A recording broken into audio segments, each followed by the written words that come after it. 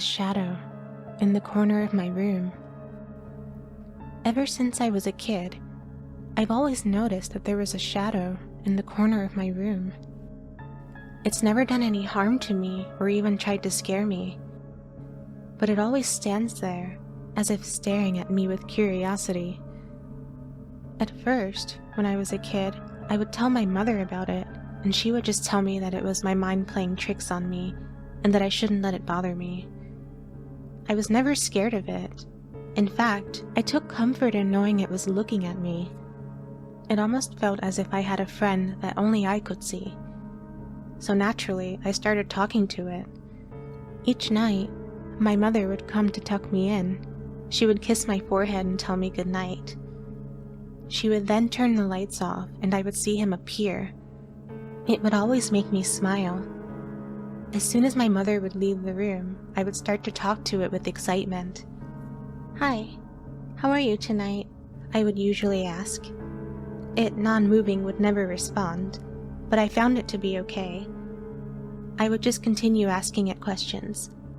"Why do you stand like that?" Me wondering of its odd posture. Once my mother heard me talking to it and she rushed into the room, concerned, looking around as if perhaps an intruder had snuck in. "Who are you talking to?" she had asked. "My friend. It's in the corner," I responded back. My mother slowly turned her head towards the corner of my room and she paused. I don't know if she saw it or not. I just know her usual dismal of my friend now left her quiet. I remember her shaking her head in disbelief and then rubbing her eyes. She then quickly turned on my bedside lamp, light showering my room and my friend disappearing. "See, there's nothing there," my mother aggressively told me. After that night, my parents got me a small nightlight that illuminated the corner of my room, and I didn't see my friend for years, him slipping away to the back of my mind, as if it was solely a part of my imagination. As the years passed, I had forgotten about my old friend, and that was until about a year ago. Now, me in my teen years, at first I was taken aback by its presence. I had completely forgotten about it, so to say the least, I was a bit frightened when seeing it. "Shit," I remember saying out loud. "Oh, yeah, you. I forgot about you," I told it.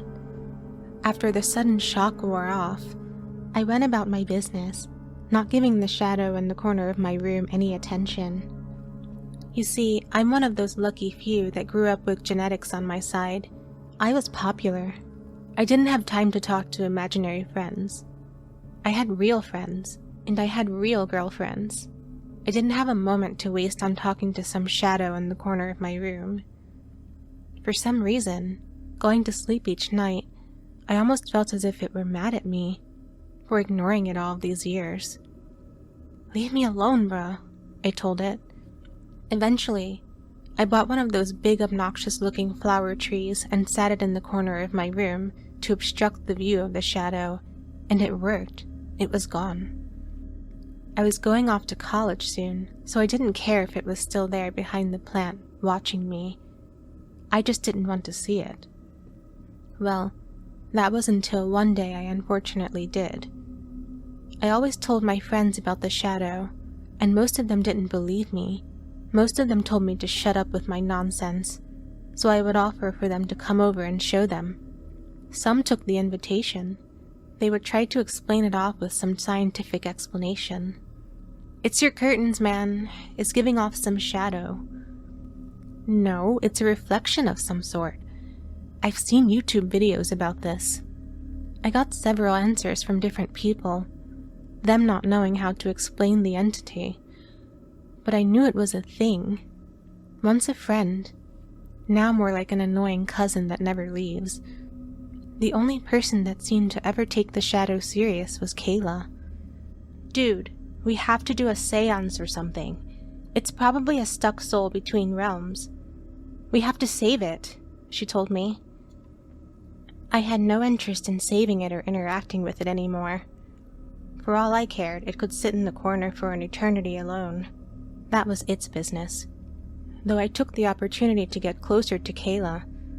She was gorgeous after all, and inviting her over for some ridiculous seance would be the perfect excuse to get her alone in my room. Seance? Is that where we strip naked and yell, "Hail Satan"? I mocked the idea back at her. Her eyes narrowed with a bit of disdain, and I saw that clearly my response had gotten under her skin. Perfect, I remember thinking. No, dummy. It doesn't work like that. We only can do it in certain days. And in about a week the moon aligns perfectly with the stars, giving access to the Centaurus gateway, she eloquently responded back. Wow, you're really into this stuff, huh? I asked her. She nodded her head in confidence, and I found that to pique my interest. Have you ever heard of the mirror game? She asked. Is that where you stand in front of the mirror and say, Bloody Mary, 3 times? I asked back with a bit of befuddlement. Something like that. It is a kid's game, but it's based on a real ritual, and that would be the only one we'd use, she told me with incredulous eyes. I felt a bit apprehensive, seeing how enchanted she was with the whole ordeal. But I liked her, and I wanted to use any chance to get closer with her, so I agreed to her silly ritual. Okay, let's do it. I mean, let's do the ritual, I said facetiously, intending it to be an innuendo. Okay, she replied back with a smirk on her face, shaking her head in humor at my too-meaning suggestion. We planned on meeting at my place in 2 days. This gave her enough time to make sure to perfect the seance, and it gave me enough time to prepare for our future date.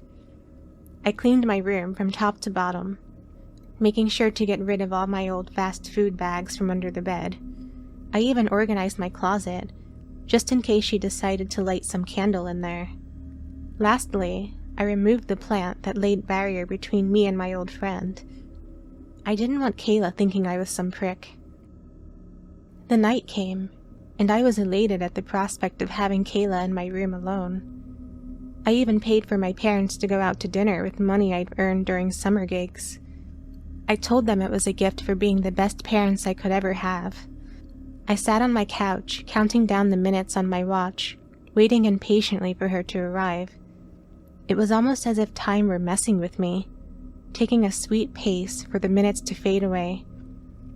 My anxiety was at an all-time high, and I didn't know why.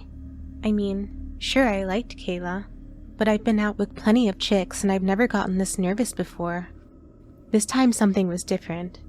Something was scratching at the back of my mind, telling me to do something, and I couldn't quite figure out what it was.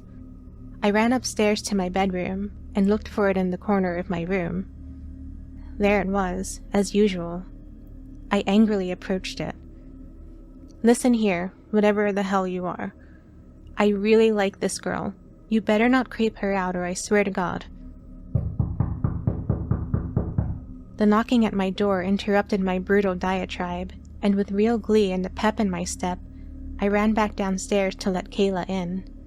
Right before opening the door, I took a deep breath and calmly gripped the brass doorknob in my sweaty hand, and turned. There she was, standing there with an oversized backpack, strapped to her petite body, looking up at me with an enchanting gaze. Her beautiful eyes could literally melt a glacier. Dude, you gonna let me in or what? She asked, irritated at me, just staring at her for several seconds. Sorry, yeah, for sure, come in. I've been a little off all day for some reason, I told her. Perfect, that's what happens on days like this, she replied back. As she entered my house, I could see the wonderment in her eyes, almost as if she were a kid entering a candy store. She looked around and touched almost every item within her arm's reach as she walked across my polished hardwood floors. She came to a picture that laid on a small table next to our couch in the living room. It was of me and my parents. She brushed her finger across the frame as she looked at it. Where's your parents? She softly asked. They're out for the night. We're alone, I replied back with a cheesy grin on my face. She rolled her eyes and smiled. Where's your room? She then asked. Upstairs. Come on, I'll show you, I told her as I grabbed her hand, interlocking my fingers with hers. As we went up the stairs, my anxiety had gotten worse, and that scratching that invaded my mind earlier had turned into a horrendous clawing. It made me stop in the middle of my staircase. "What's wrong?" Kayla asked with a bit of concern. I hesitated for a moment, trying to catch my breath before I responded. I knew how stupid I was being. I wasn't going to let this moment slip away from me. "Nothing. I think I ate something bad earlier or something. It's like I have some bad heartburn," I told her. She squeezed my hand tenderly and then caressed my shoulder with her other free hand. We continued up the stairs and approached the doorway to my room. I reached out to turn the light switch on, but she stopped me. "No, don't." My hand eased off the toggle switch, and my arms fell by my waist side. We walked into the dark, and I didn't know what to expect. I sat at my bed, hoping Kayla followed me, but instead she looked at it. She could see it. She walked towards the corner of my room. My hopes of all this seance nonsense being a charade for me and her to get closer quickly dissipated as she began talking to the shadow. "What has happened to you? We'll save you, don't worry. We'll help you," Kayla told it. Are you good?" I asked her. Unless my ears were deceiving me, I could have sworn I heard her weeping softly to herself. "Okay, Kayla, you're kind of freaking me out," I told her. She finally turned to me, tears gently slipping down her rosy angelic cheeks. I stared with a bit of bewilderment, and before I could say something, she dropped down her oversized backpack that was once strapped around her to the floor. She started to pull out candles, setting them around the room. "Do you know what you're doing?" I asked with concern, my anxiety shredding my insides. She said nothing, just continued setting the candles and then lighting them. She then pulled out some weird-looking powder and started throwing it on my floor. "The fuck, Kayla?" I yelled out with frustration. Again, she remained quiet and started mumbling some words to herself that I couldn't quite make out. "Kayla," I cowardly whimpered out. She just stood there, next to the thing in the corner of my room, continuing to chant out loud to herself. "Kayla," I once again said as I started to walk towards her. Kayla whispered. Kayla continued to whisper to herself. I reached out to grab her shoulder. "Kayla, come on, stop trying to freak me out." Before I was able to grab her shoulder, she quickly turned to look at me, startling me, causing me to fall backwards to the floor, my head nearly missing the edge of my bed. "Jesus!" I yelped out. "Where's your mirror?" she demanded to know, not even concerned with my fall. "What mirror?" I responded back with irritation, ready to call it a night. "I told you we needed to have a mirror to do the ritual," she said. I got up off the floor and went towards my dresser and grabbed a handheld mirror that I usually used. "Here," I said while handing her the small mirror. "No, we need a mirror big enough where we can see our bodies. Don't you have a full-length mirror or something?" she asked while seemingly stressed. I had to think for a second. For some reason, we didn't really have a lot of mirrors in my house. I didn't know why. I just knew that my mother didn't like them. The only one I could think of is the one in our downstairs bathroom. It was a decent-sized mirror, big enough for both of our reflections to be clearly seen. "Our downstairs bathroom has a pretty big mirror," I told Kayla. This time she grabbed me by the hand and dragged me downstairs with rapid pace. "Kayla, let's just call it a night. I don't want to do this," I told her. She just ignored me and kept pulling me down the stairs. I finally had to forcefully pull my hand away from hers, causing her to flinch. "Just stop, okay?" I demanded.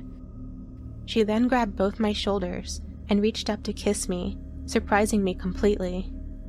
As her face slowly pulled away from mine, I was left with such passion and bliss. It almost felt as if I was able to breathe for the first time, and I savored every bit of oxygen. "Whoa," I remember saying. "Can you relax now?" I promise, after the seance, we'll watch a movie or something upstairs, okay? She said. I have to admit, I was sold because all I could think about was me and her together, watching some cheesy Netflix movie. So I agreed. So where's the bathroom? She asked, now knowing she had me in the palm of her hand. I pointed, and she once again grabbed me by the hand and stormed towards the bathroom. She set out more candles, and then once again pulled out the mysterious-looking powder, spreading it all over the small room.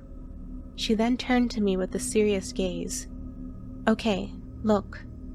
Whatever you do, don't let go of my hand, okay?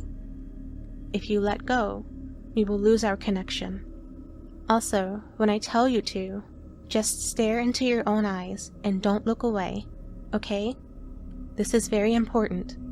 Are you ready? She asked with such a serious tone. Honestly, I was a bit freaked out, but wanted to get this over with, so I responded back with, sure. Kayla began chanting some weird language that I couldn't recognize. Then she grabbed my hand, interlocking our fingers. Okay, now stare deep into your eyes, she commanded. We both stood there in the dimly lit small bathroom and just stared at our own reflections for what seemed to be hours. The longer I stared at myself, the room seemed to fade away into darkness, and soon everything started to become a bit hazy. Finally, I broke my gaze away from the mirror. Okay, Kayla, this is stupid. We've been standing here for like 30 minutes, I said, but then noticed it. I turned back to see my reflection and realized it wasn't moving. It wasn't shadowing my own movements. Instead, it was just staring intensely, straight ahead. Impossible, I murmured to myself. I reached out to touch the mirror with curiosity. Don't. A hand came across, swatting mine down. It was Kayla. She was now awake as well, which made me feel a bit relieved. It worked. We're on the other side of the mirror, she cryptically told me. I can't believe this now. What?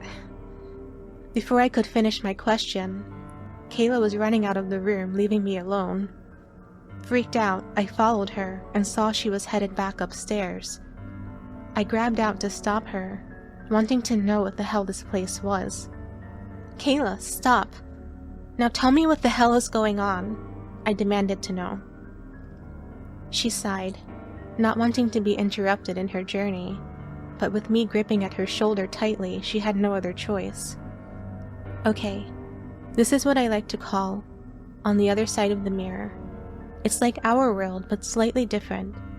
It smells different, looks slightly different, and time doesn't exist here. What you think might be days here is mere minutes from where we came from, she said to my disbelief. Wait, you've been here before? I asked with astonishment. She remained quiet, not even bothering to look up at me. Okay, how do we get back? I wanted to know. Listen, we have to get back together, otherwise one of us might get trapped here. When we're ready to go back, we just get back in front of the mirror and stare at ourselves. Have you ever suffered from sleep paralysis? She asked. Sure, I told her. Well, in the same way you slowly start to move again is the same way you wake up out of this place. You'll feel it. Just stare into your own eyes. But remember, we have to leave together, she told me. I let go of her. I was left with bewilderment, and I dropped to my knees, feeling as if I was going to vomit. I could see Kayla running up the stairs toward my room. Well, I guess you could call it that. After taking several deep breaths, I started looking around the living room. It was different. I could sense it. It smelled almost like stale cardboard. I can't explain it. And it seemed darker, even though the lights were on. I stood up and walked towards the photo of me and my family that sat next to my couch. Picking it up, I realized I looked the same. But my parents' faces, it wasn't them. Adam, come quick. I heard Kayla calling for me. I dropped the photo and ran upstairs. What happened? I exclaimed, after bursting through the door. Before Kayla could even explain anything, there it was, the shadow that laid in the corner of my room. But it wasn't it was a he. It was a young-looking boy, no older than 11, and he was chained to the wall. A collar grotesquely strapped around his neck caused him to hunch over, finally realizing why it always stood like that. "What the hell?" I squealed out. "Hurry, we have to get him out of here. Help me. Find something to break these chains," she told me. I continued staring with disbelief, ignoring her request. "Come on, help me. We don't have much time," she growled at me. I snapped back to my senses and ran towards them. I instinctively started to pull on the chains. "I can't leave," the boy said, causing both me and Kayla to stop. "What? Why not? We gotta get you out of here," Kayla told the boy. The boy looked up at both of us, and I could clearly make out his face.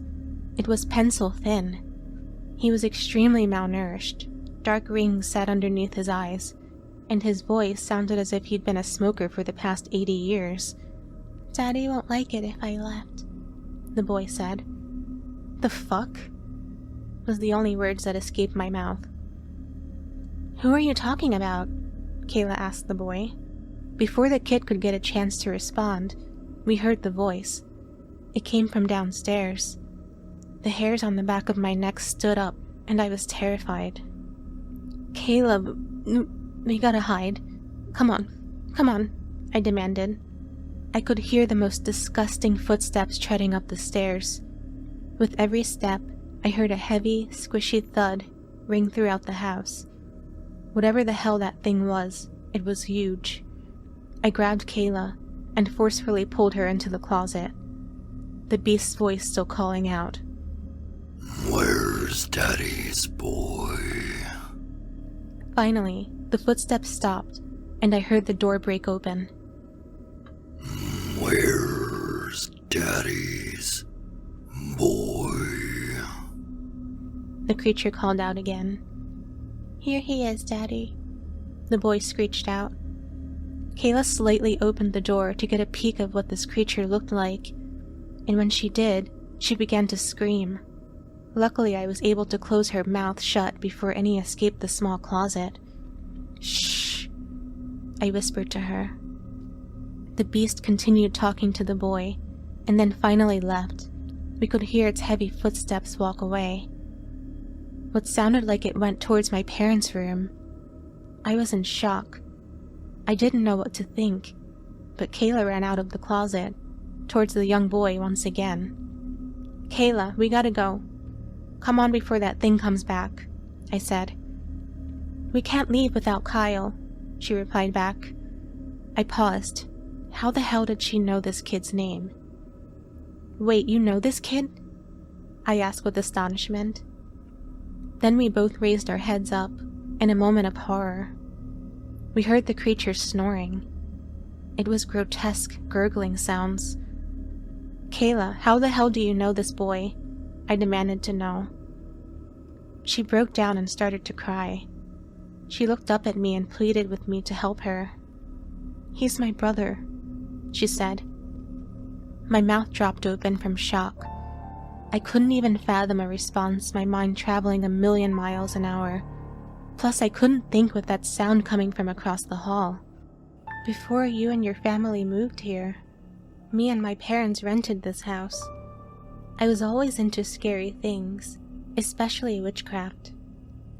I was convinced that there were other realities and spirits all around us.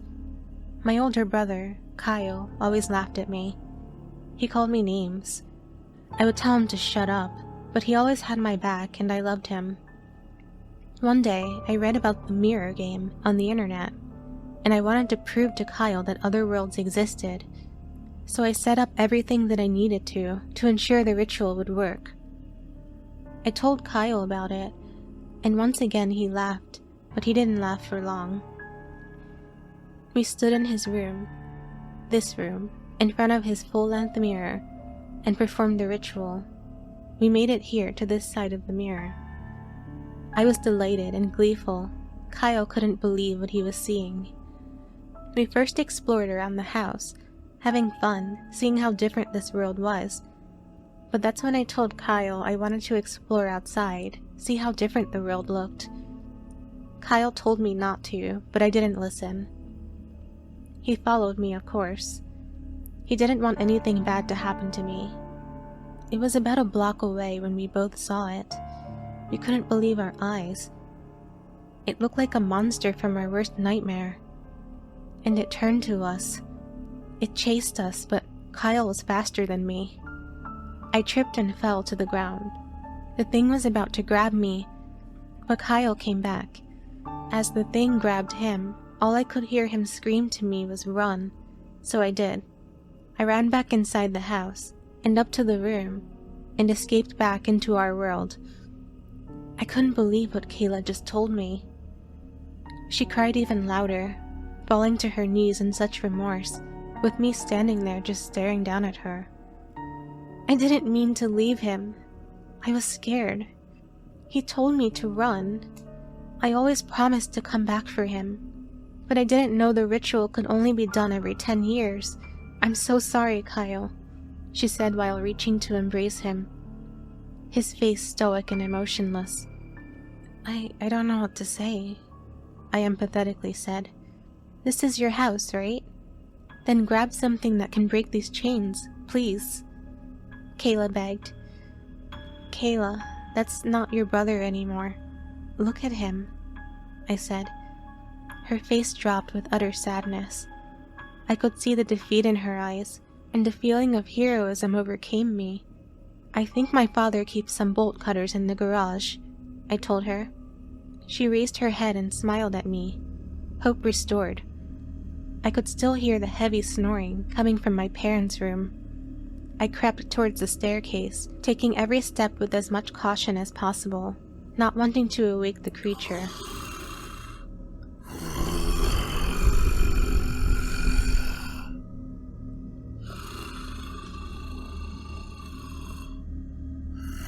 The snoring intensified, triggering my anxiety. I only had 6 more stairs to go. No, I whispered out loud. It was stair number 4. I had forgotten how loud it was, but luckily the snoring continued. I headed towards the garage. It was still so unbelievable how different this world was. Even in the garage I could hear the beast. I found the cutters and nervously headed back toward the staircase, walking past the living room. I once again saw the photo that I dropped earlier of me and my parents. I bent down to pick it up. Staring at it again, I was left with amazement of how I looked the same, but my parents didn't.